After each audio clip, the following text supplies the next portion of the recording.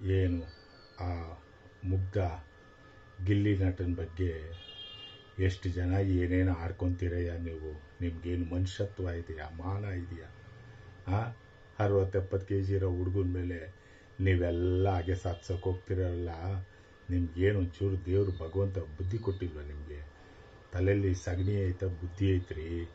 ಗೆಲ್ಲಿ ಬಿಡ್ರಿ. ಅವನು ನಮ್ಮ ಕರ್ನಾಟಕದ ಕನ್ನಡಿಗ,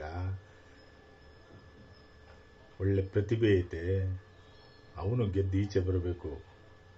ಅದಲ್ದಲೆ ಅವನ ಮೇಲೆ ಅವನ ಸ್ವಾಮೀಜಿ ಹೇಳ್ತಾ ಇದ್ದಂತೆ, ಸೋತು ಬಿಡ್ತಾನೆ ಅಂತ. ಲೈ ಸ್ವಾಮೀಜಿ, ಫಸ್ಟ್ ನಿನ್ನ ನೋಡ್ಕೊಳ್ಳ. ನೀನು ಫಸ್ಟ್ ನೋಡ್ಕೊಳ್ಳೋ, ನಿನ್ನ ಜೀವನ ರೂಪಿಸ್ಕೊಳ್ಳೋ ಮೊದಲು. ಆ ಹುಡುಗನಿಗೆ ಇನ್ನೂ ವಯಸ್ಸೈತೆ, ಬೆಳಿತಾನೆ. ನಿನ್ಗೆ ಅವಾಗಲೇ ಮುಕ್ಕಾಲು ಭಾಗ ಆಗೋಗ್ಬಿಟ್ಟೈತೆ. ನೀನೇನಿಲ್ಲ ಅವನ ಬಗ್ಗೆ ಸ್ವಾಮೀಜಿ ಇಷ್ಟೊಂದು ಸುಳ್ಳು ಹೇಳ್ತೀಯ ನೀನು.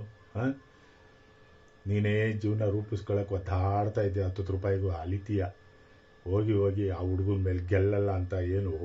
ಇವನು ಭಾಳ ಮೇಧಾವಿ, ಇವನು ಎಲ್ಲ ಸಕಲ ಕಲ ಪರಂಗತ, ಇವನು ದೈವ ಸಂಭೂತ.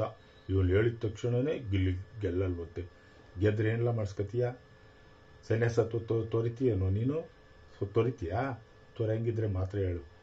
ಅಯೋಗ್ಯ ಮೂರ್ಖ. ಇನ್ನೊಬ್ಬ ನಾಯ್ತ ಸತೀಶ ಒಬ್ಬ ಎಣ್ಣೆ ಹೊಡ್ಕೊಂಡು ಏನು ರೋಡಲ್ಲೆಲ್ಲ ಹೇಳ್ಕೊಂಡು ತಿರುಗ್ತಾನೆ, ಗಿಲ್ಲಿ ನಟ ಸೋತು ಬಿಡ್ತಾನೆ ಬಂದ್ಬಿಡ್ತಾನೆ ಈಚೆಗೆ ಅಂತ. ಈ ಅಯೋಗ್ಯನಿಗೆ ಏನು ಗೊತ್ತು? ಬರೀ ಸುಳ್ಳು ಹೇಳ್ಕೊಂಡು ಜನಗಳಿಗೆ ಯಾಮಾರಿಸ್ಕೊಂಡು ಮೋಸ ಮಾಡಿಕೊಂಡು 100 ರೂಪಾಯಿ ಶರ್ಟ್ನ 1 ಲಕ್ಷ ರೂಪಾಯಿ ಅಂತ ಹೇಳ್ಕೊಂಡು ಬರ್ತಾ ಇರೋನಿಗೆ ಗಿಲ್ಲಿ ನಟನ ಬಗ್ಗೆ ಏನು ಗೊತ್ತು? ಅವನೊಬ್ಬ ಪ್ರಚಂಡ ರಾವಣ ಇದ್ದಂಗೆ. ಯಾವುದೇ ಕೊಟ್ಟರು ಮಾಡಿ ತೀರಿಸ್ತಾನೆ, ಗೆಲ್ತ್ಕೊಂಬರ್ತಾನೆ. ಅವನು ನಮ್ಮ ಕರ್ನಾಟಕದ ಮಂಡ್ಯ ತಾಲೂಕಿನವನು ಅಂತ ಹೇಳ್ಕೊಳಕ್ಕೆ ನಮಗೊಂದು ಹೆಮ್ಮೆ. ಗಿಲ್ಲಿ ನಟ.